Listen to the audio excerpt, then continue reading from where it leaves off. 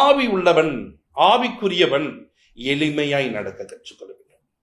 ஆவி உள்ளவனுக்குள்ள ஒரு பெருமை வருமானால் அவன் ஆசீர்வாதம் இல்லாதவனாய் மாறிடுவான்.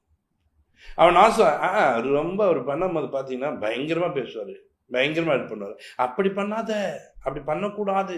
அப்ப எப்படி பண்ணணும்? எளிமை. நீங்க ஒரு சில விஷயங்களை நீங்க பார்க்கணும். மூத்த ஊழியக்காரர்களை பார்க்க வேண்டும். அவர்களை நீங்க பார்க்கும்போது பாருங்க, அவர் ரொம்ப எளிமையா இருப்பார். இயேசு சாமி உங்களை ஆசீர்வதிப்பார். பாருங்க, பேசும்போது வார்த்தை பாருங்க எவ்வளவு பணிவாய். தினகரன் ஏன் அப்படி பண்ணுவாரு? பால் தினகரனை பாருங்களேன். நீங்க அந்த ஐயா பேசும்போது எப்படி பேசுவாரு? அப்படிதான் என்ன பண்ணுவாரு? ரொம்ப சாந்தமா பேசுவார், எளிமையா பேசுவார்.